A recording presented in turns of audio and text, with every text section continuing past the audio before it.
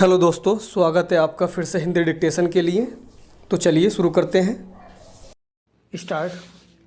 उपाध्यक्ष महोदय, वर्तमान वित्त अधिनियम सदन के सामने प्रस्तुत है। इस बिल पर मुझे बोलने के लिए आपने समय दिया, इसके लिए मैं आपका आभारी हूँ। इस बिल का एक विशेष महत्व इसलिए भी है कि यह संकट काल में पेश हुआ है। चीन ने हमारे देश पर हमला किया, देश पर संकट आया, राष्ट्र को चुनौती मिली और इस चुनौती को हम सब ने स्वीकार किया, जिसके लिए पैसे की आवश्यकता हुई। इसको वित्त मंत्री ने बड़ी कुशलता से देश के अंदर और देश के बाहर से जुटाया। इस बिल का महत्व इसलिए भी है कि हमारी पंचवर्षीय योजना के मध्य में ही यह बिल आया है। देश में बड़ी बड़ी योजनाएं अभी अधूरी हैं, जिनका पूरा होना देश के लिए बहुत आवश्यक है। इसके लिए भी बहुत बड़ी धनराशि चाहिए। देश पर संकट आया और देश जागा। कोने कोने से लोगों ने पैसा और सोना दिया और अपने लड़के तक फौज में दिए। इस देश में किसानों और गरीबों का जो वर्ग है, उसने भी दिल खोलकर इसमें सहयोग दिया।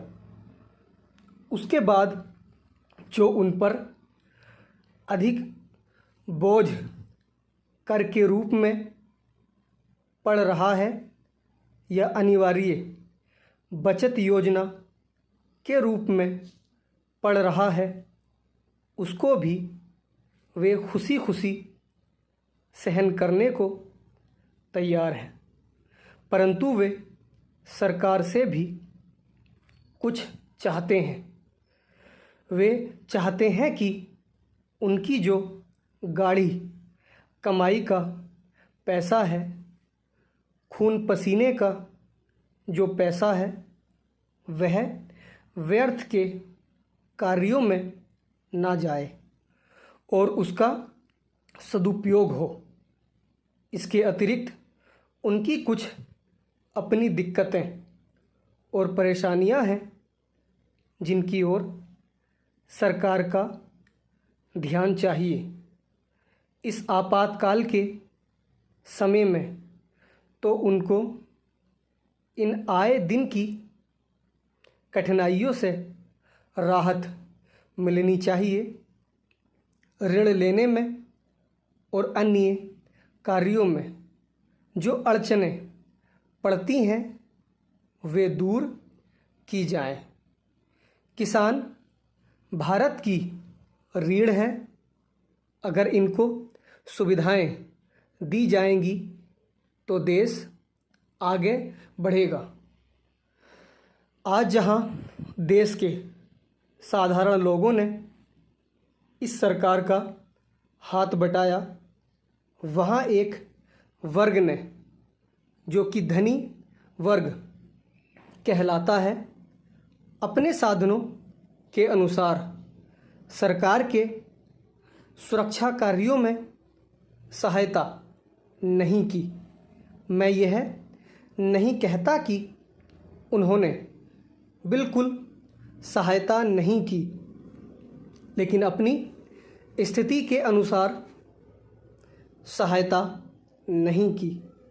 जहाँ तक योजनाओं का संबंध है, इस देश को समृद्धशाली बनाने के लिए योजनाओं पर काफ़ी काम हो रहा है।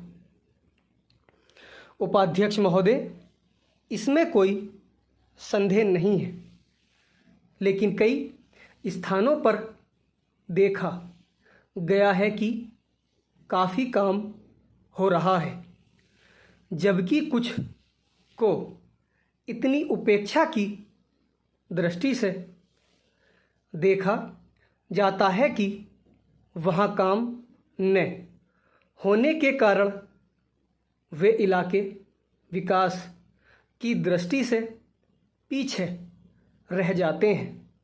मैं उत्तर प्रदेश का उदाहरण आपके सामने रखना चाहता हूँ। वहाँ पर चाहे उद्योग धंधों की योजना हो या किसी अन्य विकास के विषय में हो, दूसरे राज्यों की तुलना में वहाँ बहुत कम काम हो रहा है और वह पिछड़ता ही चला जा रहा है। माननीय अध्यक्ष महोदय, इस विधेयक के संबंध में इस सदन के इधर के बैठने वाले लोगों ने और उधर के बैठने वाले लोगों ने बहुत सी बातें कही हैं। जैसा कि यह विधेयक है, इसको अभी पिरवर समिति के सामने विचार के लिए जाना है और वहाँ से विचार होने के बाद यह इस सदन के सम्मुख फिर से विचार के लिए प्रस्तुत किया जाएगा। तब माननीय सदस्यों को पूरे तरीके से यह अधिकार होगा कि जहाँ तक इसके अनुबंधों का संबंध है उसमें परिवर्तन कर सकते हैं या उनको हटा सकते हैं। कल से जो बातें हो रही हैं वह सब नोट की गई हैं और मैंने बहुत सी बातों को सुना है। पिरवर समिति में उन सब बातों पर विचार किया जाएगा। बहुत से माननीय सदस्यों ने इस तरह की बातें कही हैं, वह बहुत आवश्यक मालूम हुई हैं और जैसा कि मैंने कहा है कि उन पर विचार किया जाएगा।